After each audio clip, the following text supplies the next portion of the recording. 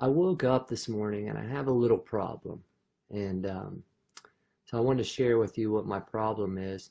And maybe you've seen the title of this video, but my problem is there are so many Christians out there that are using hashtag faith over fear to belittle others. And I'm going to say that again. There are too many Christians out there right now, and people in general, that are using hashtag faith over fear to belittle other people. And so I was scrolling through my friends list this morning, and I saw a Christian mother who's got 5 kids, and she posted a little rant this morning about how somebody had told her that because she has chosen to homeschool her children, and she has chosen to forego doing some of the normal things in life, that she's living in fear and she doesn't have a strong faith. And I'm here to tell you, and I wrote this down and I was thinking about this, God can use fear the same way that he uses faith. I'm going to say that again. God can use fear the same way that he uses faith. And if you don't believe that, then you've never read the story of Peter. Because Jesus looked right at Peter and he said, "Hey, Peter, you're going to deny me 3 times. And Peter was like, no, I'm not going to deny you, right, Peter? Big, buff, apostle, disciple of the church. I'm not going to deny you. And what happens, right? We know that he denies Christ 3 times, right, in front of everyone, immediately after Christ had been arrested in the Garden of Gethsemane. And so what happens then is that God uses Peter's fear for his good. Because what would have happened if Peter would not have had fear during that moment? What if Peter would have had faith and he would have admitted to being one of Christ's disciples? What would have happened to him?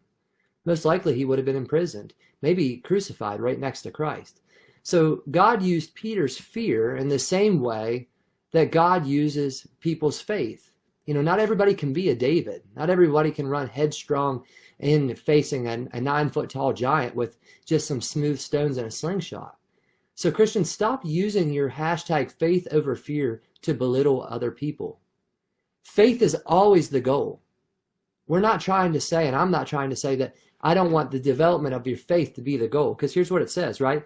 It tells us that in Romans 10:17, I'm going to read this to you. It says, faith comes from hearing, and hearing through the word of Christ, right? The goal is always to hear the word of God and for our faith to grow.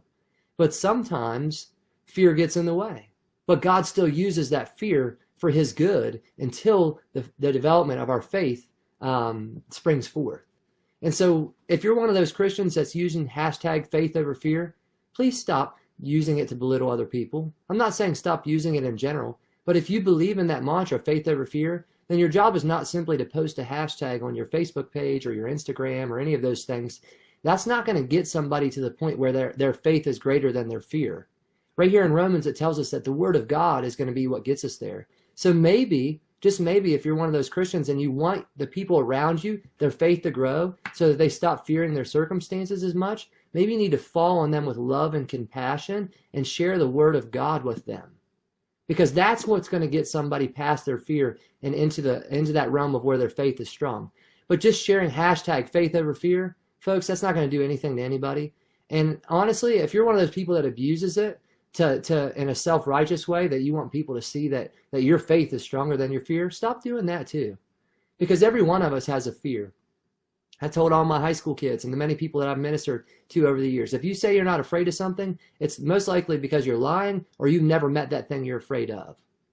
Because everybody has a fear, right? And the great thing about the word of God is that it says in Psalm 119, 105, that thy word is a lamp unto thy feet and a light unto thy path.